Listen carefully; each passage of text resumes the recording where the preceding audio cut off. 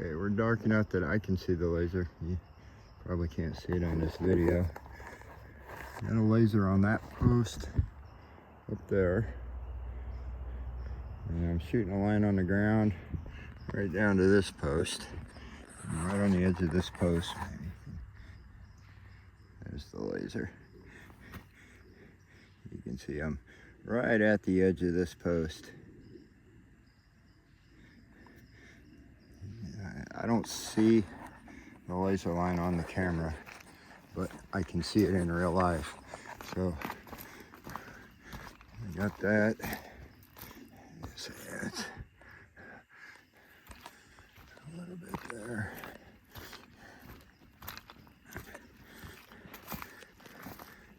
There you can see my laser line.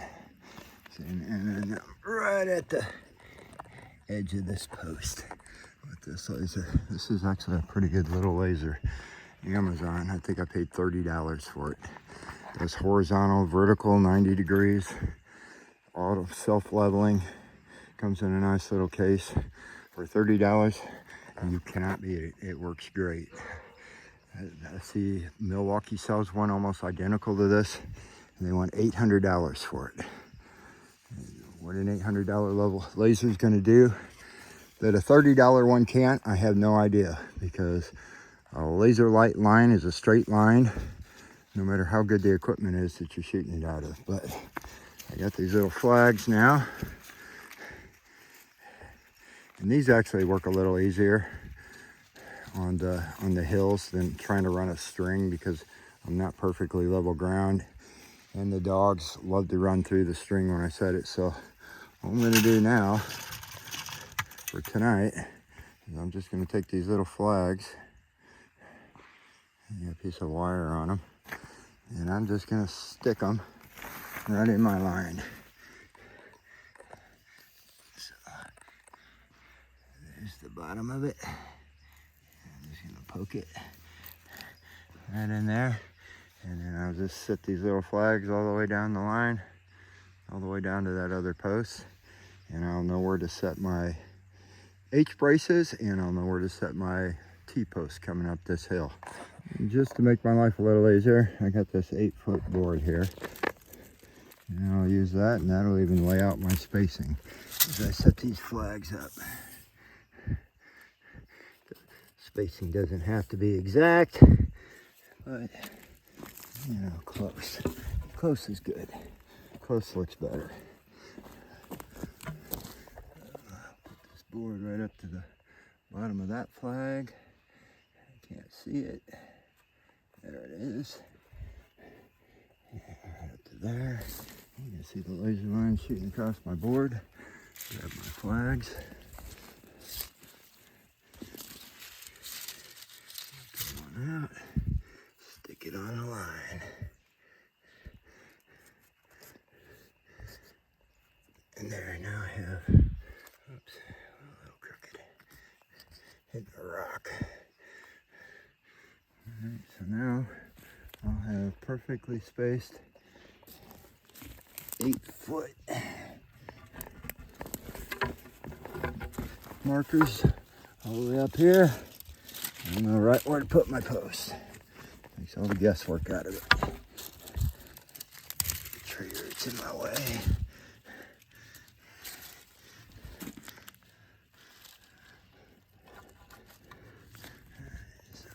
The butt of that flag, put another one here, and I'll just continue like this all the way up the hill. Now I'm going to lay out where to put my H braces. I need one going each way off of that post. That's the one at the bottom of my hill, and one where that I've already got one T-post set up there. That's where my H brace post is going to go. But the problem is with the flag, as soon as I start digging the hole, I lose my perspective of being lined up. So what I like to do in this case is I'll run a T-post in right here. I'll put that T-post in, and then that'll let me put a string around here, and then I can run the string to that one, and then I will have an idea where to set that H-brace to keep everything in line. If you can do it by eyeball, good for you. I can't. So right now I'm going to get this T-post driven on in. I'm going to set another T-post just to this side of my H-brace post up there, so I can put my string line there, and I'm going to go from there. And now's when you need to measure your fence, whether it's still on the roll or you got a section already pulled and put up, because what you want to do is you don't want the center of that H-brace right in line with one of these wires, because trust me, it takes all the fun out of wrapping the wire around the post once you get on under your wooden end post. So if that wire is right in the center of your H-brace, it's going to be a problem. I don't like putting mine above the fence, so I'm gonna, and typically I would aim for right about here. We'll show you. So you can see my fence is 4 foot tall right there. So typically I would aim for down here at about 43.5 for the center of my H-brace for the horizontal piece. But since you'll see in a minute why I'm going to go as high as I can without going over the fence. So I'm actually going to shoot for just probably about 46 inches. That's a little bit lower, a little bit closer to that wire than I would like to be, but I've only got, you can see a 1, 2, 3 little 3 inch space between my wires here, so I don't have a lot to work with. I'm gonna go for 46 inches. That's where the center of my horizontal is gonna set on my end post. Okay, I measured up. I put a mark at my 46 inches, which is where I want the center of this post. This is a 4-inch post. You know, I started out using 5-inch post. I thought about using 6-inch posts, but you know, this horizontal post, it's really only, it needs compression strength, you know, not load strength this way. It's only compressing, so a 4-inch post is plenty good enough. You know, I mean, if you want to use a 5-inch post or a 6-inch post for your horizontals, you ain't gonna do any harm, but you're not really gaining that much. It's just compression strength. This 4-inch post gives me plenty of compression strength. Now you can ignore this clamp. The only reason this clamp is here is so I can move this around and show you while I hold my phone in my other hand to record. But if I didn't have to hold my phone, I could just hold this up, move it to level, and figure out where my other post needed to be down in this end before I dig it. So that's what I'm gonna do right now. Like I said, the only reason that clamp's there is just so I can record. But you can see I got my post up there level, and I'm touching the ground. So that's because of how steep this hill is. So in 8 feet, I'm touching the ground, and I'm up less than 4 feet. So you can do the math on that if you want to figure out the angle. I'm gonna try to get up this hill. Okay, so now I got my string line. I know where my post distance needs to be this way because of my string line. And with that post laying there, I know where my post distance needs to be this way. So I'm gonna put the center of my post is gonna be right in there.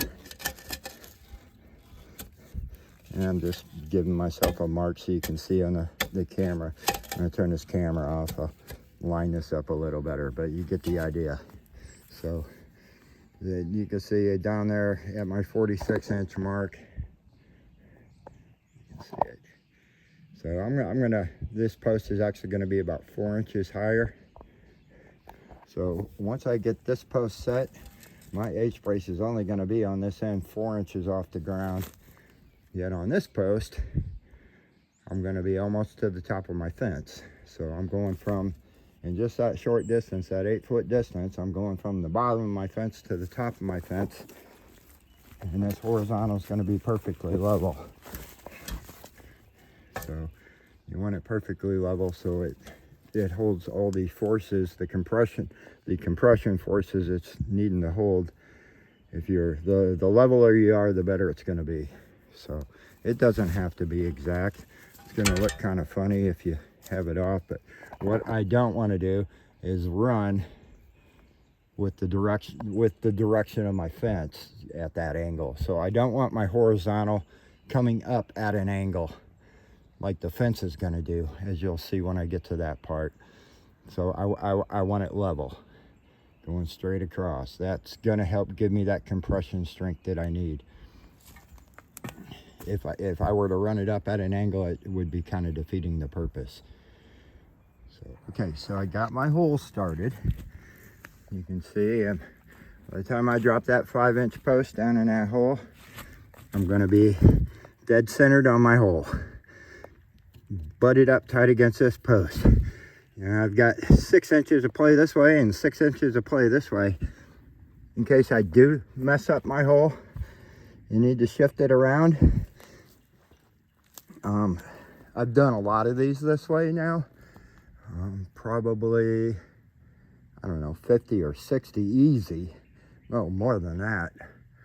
We're probably closer to 100 on this whole fence project of setting H-braces, because I've got so many direction changes and elevation changes where I had to put in H-braces. But you can see I'm lined up, I'm butted up against my end post down there, butted up tight, and by the time I put that 5-inch post down here to secure the other end of this horizontal, I'll be dead center on that hole.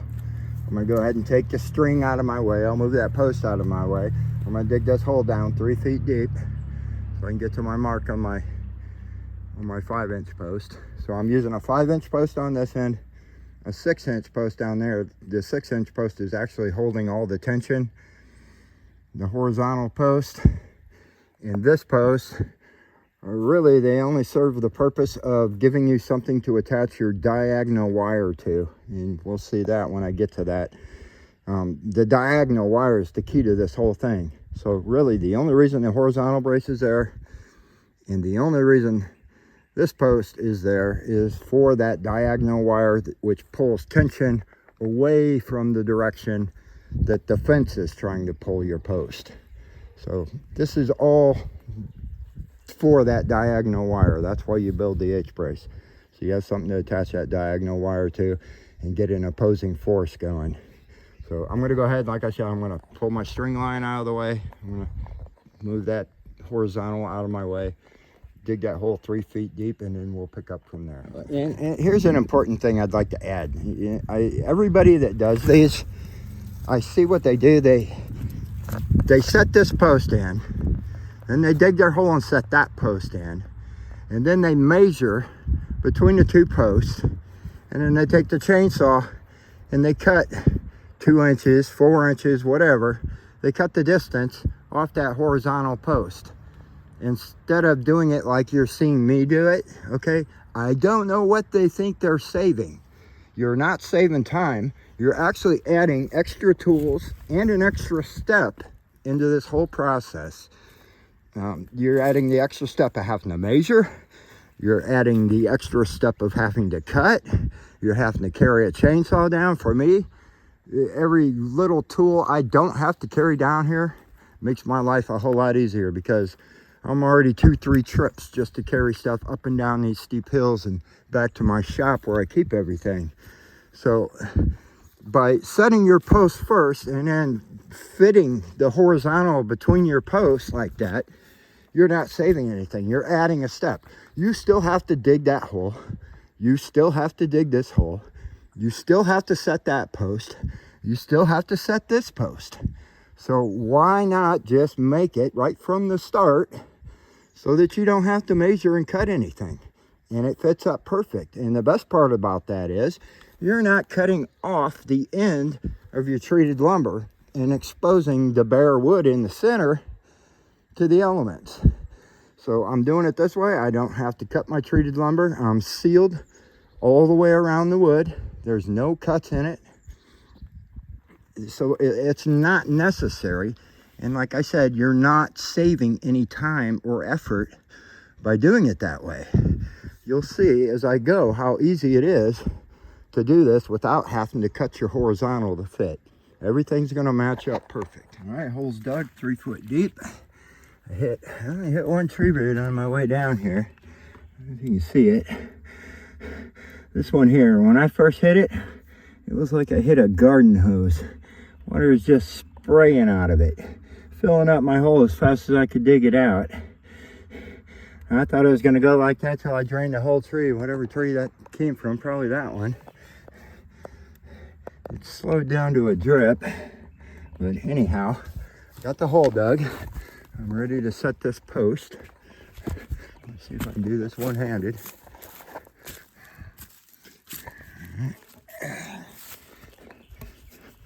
Drop this post, so I'm going to drop this post down in my hole. Again, I got all my dirt cleaned out of the bottom of the hole. Okay, that post is dropped in the hole. I moved my clamp up again. The only reason I need to use that clamp is because I'm trying to hold the phone with one hand. Hopefully I'm going to be able to show you this part. It's not, I mean, you'll figure it out. But what I'm going to do now, I moved my clamp up and I am centered on that 46-inch mark I put on that hole because that's where my pin is going to go. So now I'm going to move this up. I'm having some trouble here doing this one-handed. Let me turn the level over, see if I can get that edge. I'm not getting this perfect right now. I just want to get it to level. And I'm having some trouble here doing this one-handed. Okay, so I'm a little high. Come down. Come on, level. Stay on there. Okay, I'm going to come down until I'm level. Where's my bubble?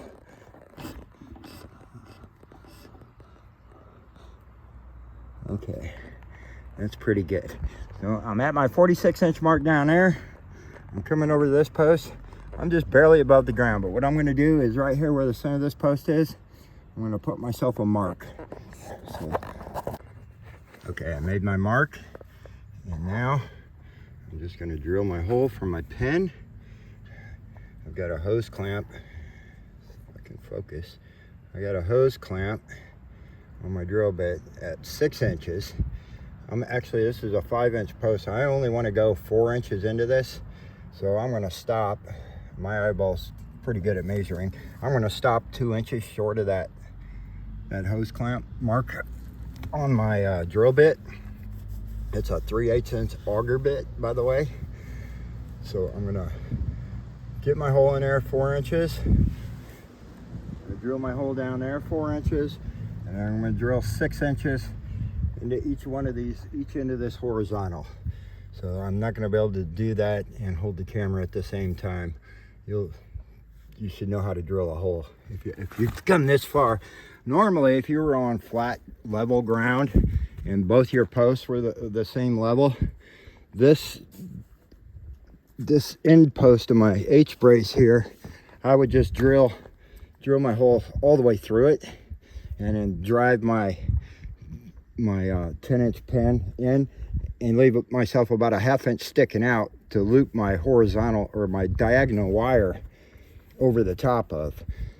Since I'm not on level ground, I don't want my diagonal wire all the way at the bottom of this post. I want it up here closer to the top of the fence and then running down that way.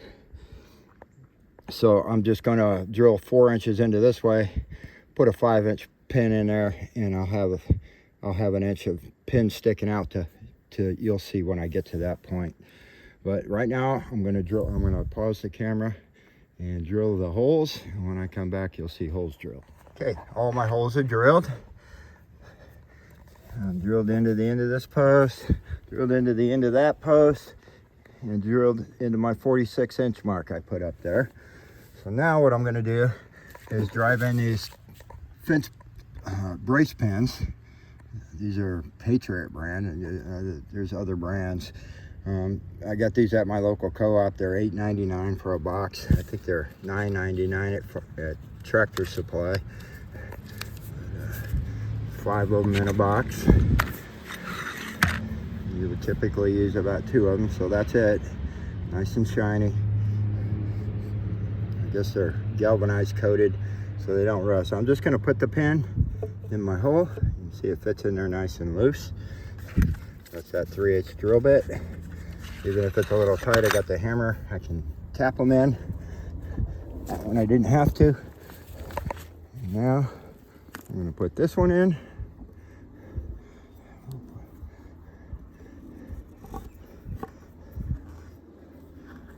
There we go. And now with one hand, well, I'm gonna have to put the camera down. I need both hands, but I'm gonna lift that post up. Got my hole drilled in the end of it. I'm gonna slide that hole over this pin, and I'm gonna try to walk up this hill. And here's why this works if you don't set your post first, because now I can lean this post all the way back. If you can see, I'm leaning all the way back on my hole, and I'll have plenty of room to get my hole lined up with my pin, and then I'll straighten this back out, it'll be centered in my hole. I'm not worried about my side to side right now being lined with my fence. I'll get to that before I fill the hole in, but right now I just want to get the horizontal sit on both these pins. Real easy. Okay, both my pins are in. You can see that. And a little bit of a gap here. Don't worry about that yet. We're going to get to that. You see my horizontal post is perfectly level. Brace pin's in. Pull this level off there. This brace pin is in. As you can see. And I got plenty of room. I can pull that tight. My post centered up in my hole. Try to do this holding the phone. And get my post nice and flat on there. I'm going to take my level. And I'm going to make sure how close I am. I'm quite a bit off. So I need to move the bottom of my post in a little bit. I'll just put my foot down there and kick it.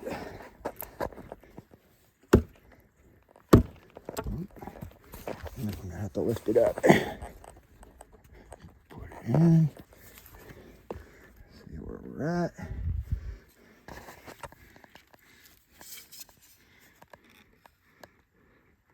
Yeah, we're better.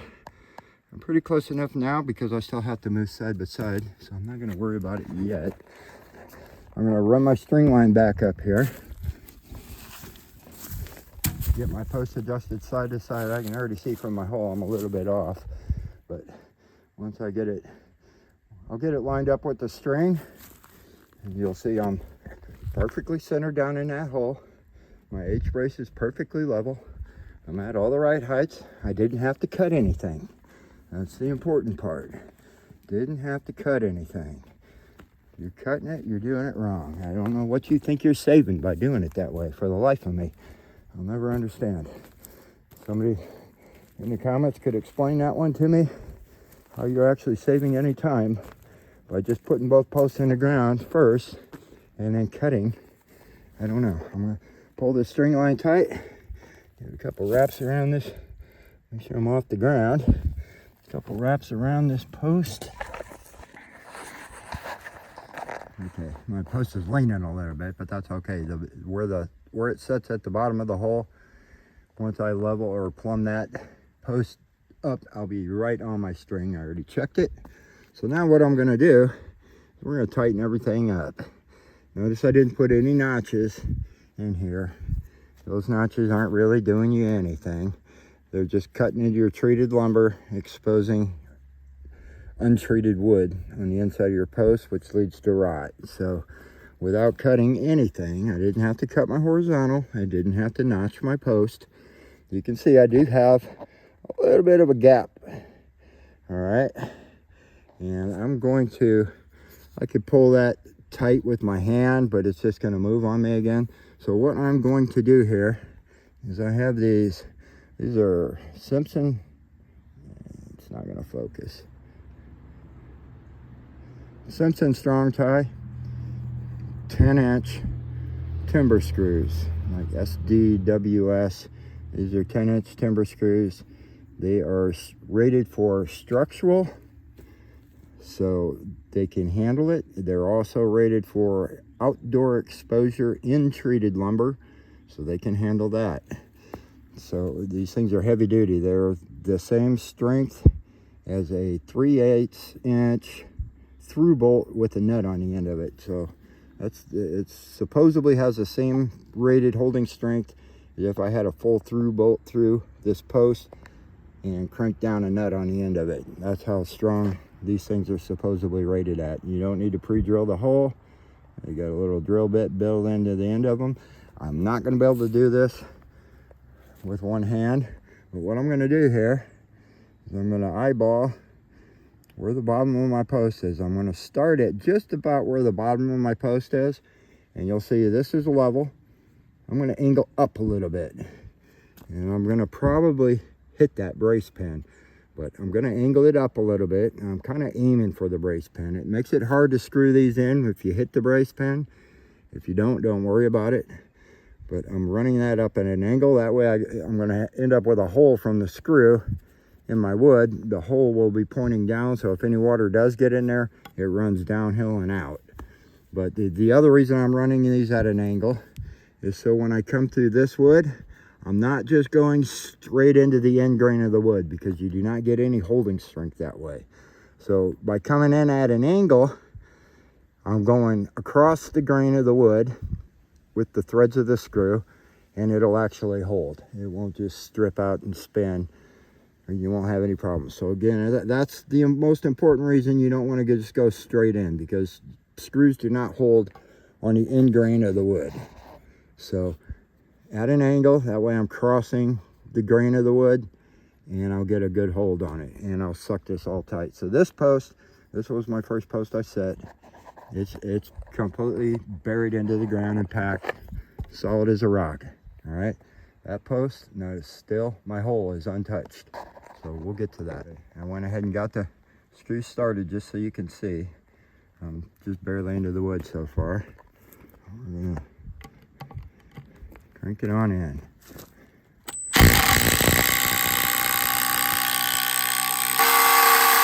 And there you go. You see, I hit the pin. I'm gonna have to put the phone down because this is gonna be tough to drive this in. I got to get past that pin, but what I'm doing though, it's kind of a good thing that I hit the pin, because now it's locking that pin in place with my bolt. Okay, I actually hit my pin dead center in that first attempt. I just wanted to skim to the side of my pin. That's what I was actually aiming for. But you hit the pin dead center, and it's not gonna, your screw's not gonna go through the pin. So I had to pull my screw back out. I set off to the side a little bit. I'm kind of angled in and up. You can see I've sucked that thing all the way down until it's tight into the wood. And you can see here, I have pulled, that post is pulled up there tight. I am tight to my wood, top and bottom. Remember how we had that gap down here before? You can see my pin, but that's just because my post is offset a little bit. My 4-inch post is a little bit offset from that 6-inch post. That's why you can see the pin. See this way. But that one's done. So now I'm gonna go up here and screw this one in. I'm gonna have to do this one a little bit different than I want to do it. Like I said before, normally I try to run these so they're going uphill. So if any water gets in there, it runs it out. But you can see I'm so close to the ground on this horizontal that if I were to try to get uphill from there, I don't have any room for the screw to go down here. So this one is actually gonna have to go downhill. I don't want to go straight in, because again, like I said, you don't want to be screwing into the end grain. So I'm gonna have to go down in on this one. That way, when I get down here, I'm crossing the grain of the wood. I'm not going straight into it. So I'll go ahead and get this one set. I'll try to miss the pin this time.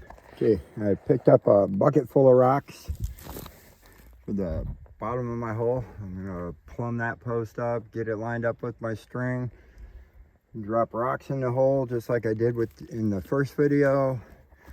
I'll pack those rocks all down in that hole. I'm not putting concrete in this hole. I was just going to pack the dirt back in, but I hit that tree root and all that clay is soaked. So that is not gonna pack back in. So I'll see how it goes. I'm not too worried about this post. All the tension pulling on this post is gonna be trying to pull it up the hill, and that's a lot of dirt. It's gonna have to move before it will move. So I got my rocks picked up to pack down into the bottom of my hole, and I'll show you that once I'm done packing these rocks in the hole. But I happen to notice this laying here, and I know there's people that collect old bottles. It looks like it's probably just the broken top, but I want to pull it out of there anyhow. I don't want my dogs cutting their feet on it. Well, no, it's the whole bottle. There's an old, it's got, I cannot get this phone to want to focus today. It has a twist top, so it can't be too old. I don't see any kind of marking on the sides of it. Nothing I can really read on the bottom. I don't know. It's been here a long time, I can guarantee you that. The last person that actually owned this property died in the 50s. So there ain't nobody been here since I bought it. His son inherited the property. And when he died back in the 50s, his son inherited the property. His son lives out of state and has never even seen the property. He had a list for sale for years. Nobody wanted to buy it because of all the hills, but I bought it because of the hills. I didn't want flat. I didn't want to look like I built my house on the middle of a flat open field. So I'll make another video in the future of building my house. We'll see how I did that. But for today, anyhow, old bottle. I don't collect old bottles. I'm probably not going to start just because of this one. I'm going to throw it down here on the other side of the fence where the dogs don't go. If anybody collects old bottles and this thing's worth a couple $100, and there it is, down in my brush pile. So anyhow, back to work. Get these rocks packed in the hole. Okay, I got that first bucket of rocks packed down into my hole. I got my, you can see, I'm perfectly centered on my hole. I'm perfectly plumb in both directions, all directions. I'm perfectly up on my string. 6 inches of rock in the bottom of my hole. It's got my post fairly stiff. It's not wiggling. I tried to put a couple scoops of this wet dirt down in the hole. I don't know if you can see it. But all it's doing is mushing around. It's not packing in. I hadn't planned on that. I guess, you know, like they said when I was in the Marine Corps, you have to adapt and overcome. So I'm going to have to adapt and overcome. I got two choices really at this point. I can either go to town, which is a 45-minute round trip drive. Doesn't matter which direction I go. I have 45 minutes that way is Kentucky, the nearest small town. And then 45 minutes that way is my nearest small town in Tennessee. And just to get a couple bags of concrete to throw in that hole. I didn't want to throw concrete in this hole. That's why I don't have any. I can't pack that wet dirt in there. It just will not pack. Turkeys. I don't see them, but I hear them. They're close. Anyhow, so pack that wet dirt in there. That's not an option, right? So concrete, I'm going to roll that option out. It's also Sunday. There ain't nothing open. You live in a small town, you will know. They close everything at sundown, and they close everything all day on Sundays.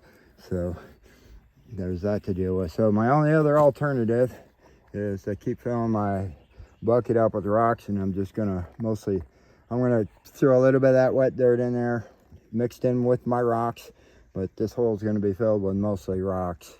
packed in there with the tamping bar. There it is. That hole's all the way secured. You can see we're at the top of the fence over there.